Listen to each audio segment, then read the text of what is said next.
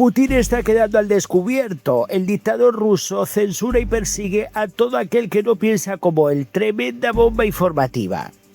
Rusia se prepara para celebrar unas nuevas elecciones parlamentarias, pero hay algo que ya no estará en las papeletas. Una fuerza política que pide abiertamente terminar la guerra contra Ucrania. El Tribunal Supremo ruso acaba de expulsar a Yabloko de las elecciones. Y los argumentos utilizados para hacerlo resultan tan absurdos que parecen sacados de una sátira política. Una imagen generada con ChatGPT, unas palomas utilizadas como símbolo de la paz, una fotografía de Hiroshima, unos 170 euros relacionados indirectamente con ingresos procedentes del extranjero e incluso una frase de una canción soviética. Pero detrás de todo esto, pues se habla de un expediente, que hay algo mucho más serio. Porque Yabloko no estaba siendo acusado de organizar una insurrección, no estaba siendo acusado de preparar un atentado. Su principal problema político era mucho más sencillo, pedía la paz. Y en la Rusia de Putin, incluso defender públicamente el fin de una guerra puede convertirse en motivo suficiente para quedar fuera del sistema político y comenzar, pues, a ser perseguido. Y aquí está la cuestión que debemos entender. Lo ocurrido con Yabloko no es solamente la eliminación de un partido de unas elecciones, es otro paso en la transformación de Rusia en un sistema donde las elecciones siguen existiendo, pero cada vez resulta más difícil encontrar una oposición real que pueda competir contra el Kremlin. Y es que es evidente que el que pone las reglas nunca pierde. Y esta vez el mensaje enviado a la sociedad rusa es especialmente contundente. Si quieres presentarte a unas elecciones puedes hacerlo, siempre que no cruces determinadas líneas. Y una de esas líneas parece ser cuestionar la guerra. Yabloko es un partido liberal histórico fundado por Georgy Yavlinsky. Su posición sobre Ucrania tampoco puede describirse simplemente como una postura favorable a Kiev. Pero sí defendía algo que resulta excepcional en la política rusa actual: un alto al fuego, negociaciones con Ucrania, el rechazo de una guerra nuclear y el fin de la represión política. Su lema electoral era precisamente por la paz y la libertad. Y eso lo convertía en una anomalía dentro de unas elecciones en las que las principales fuerzas políticas autorizadas mantienen posiciones compatibles con las líneas del Kremlin. La decisión de expulsarlo llegó después de una demanda presentada por Rodina, una pequeña formación nacionalista partidaria de la invasión. El Tribunal Supremo aceptó la demanda y anuló la inscripción electoral de Yabloko. El partido todavía puede recurrir, pero mientras tanto el resultado político es evidente. Rusia llegará a las elecciones parlamentarias de septiembre sin una formación incluida en las papeletas que defienda abiertamente el fin de la guerra.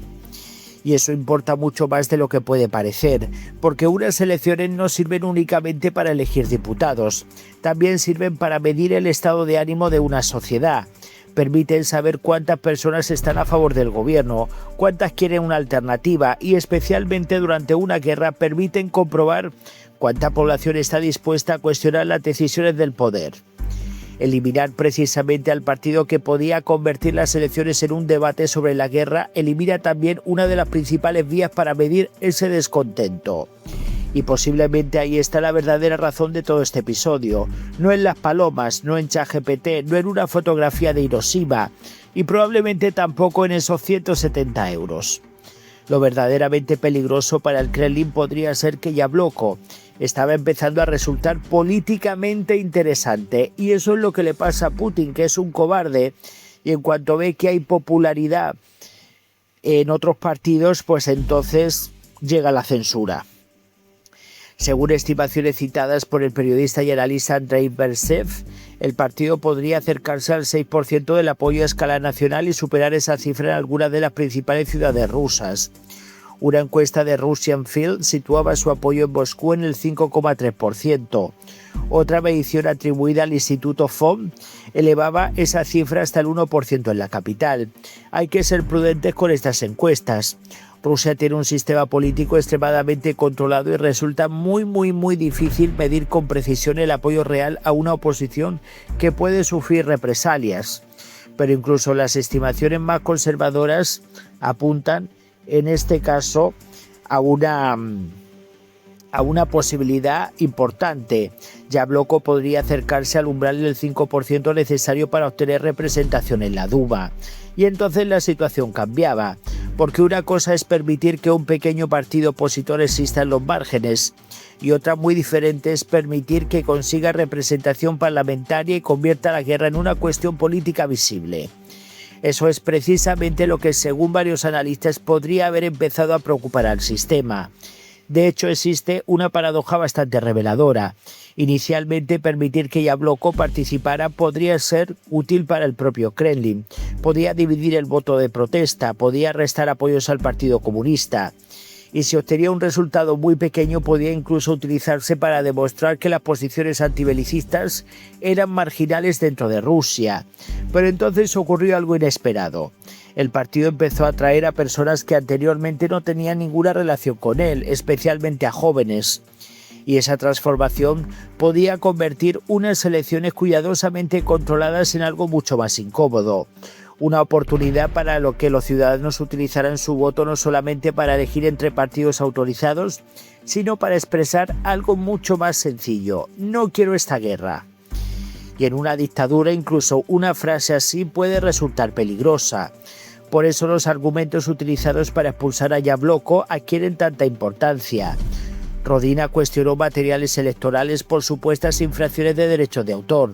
Entre ellos estaban expresiones tan conocidas en Rusia como "que siempre haya sol" y "con tal de que no haya guerra". La primera procede de una conocida canción soviética, la segunda aparece en una obra de Alexander Volodin. Y el hijo del compositor de "que siempre haya sol" llegó incluso a conceder públicamente permiso a Yabloko para utilizar la frase.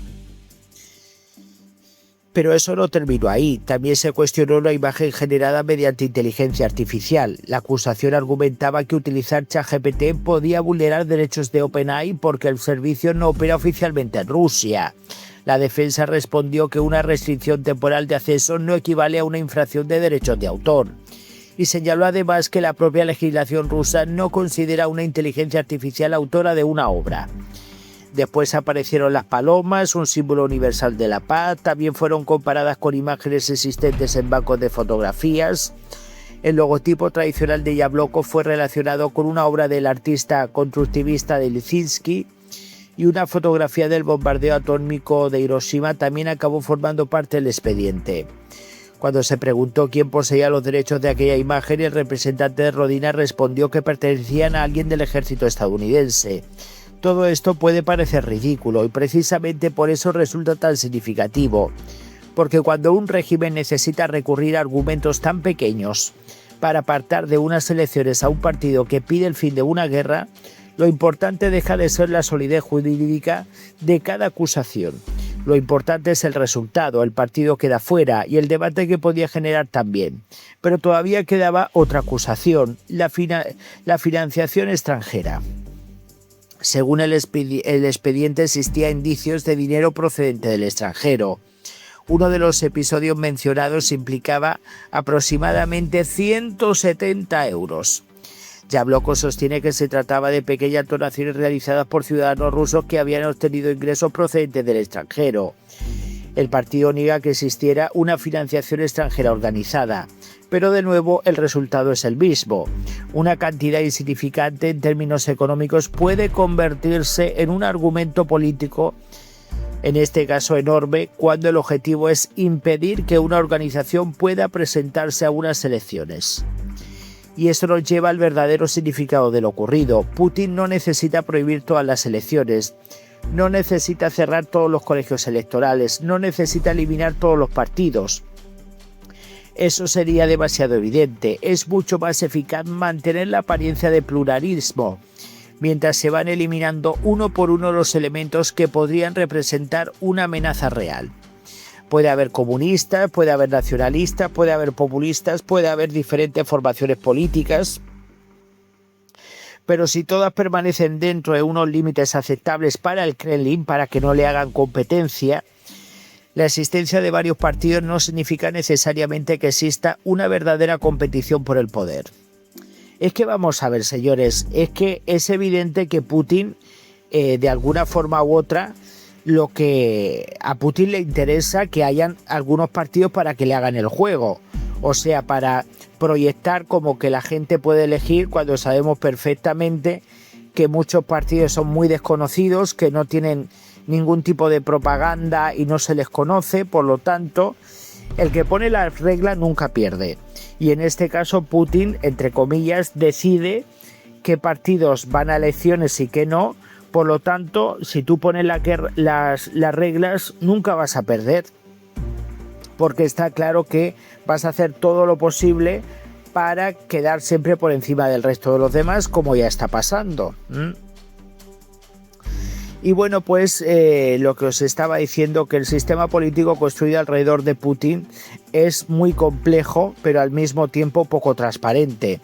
Un sistema que tolera la oposición mientras permanezca controlada, fragmentada o políticamente irrelevante, pero que se vuelve mucho más agresivo cuando esa oposición empieza a convertirse en una alternativa real, y eso fue lo que pasó con el tema de Navalny, que evidentemente los orígenes de Navalny, pues al principio a Navalny lo dejaron un poco suelto, porque evidentemente no les hacía competencia. En cuanto se dieron cuenta que poco a poco Navalny estaba teniendo una posición importante, entonces llegaron las censuras y las persecuciones.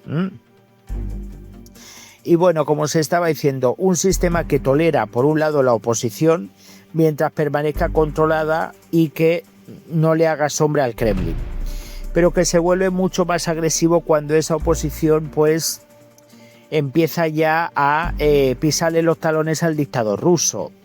Yabloko todavía puede recurrir la decisión, pero incluso si finalmente consigue volver a la papeleta, el daño político ya está hecho, porque cientos de miles, quizás millones de rusos acaban de recibir un mensaje muy claro.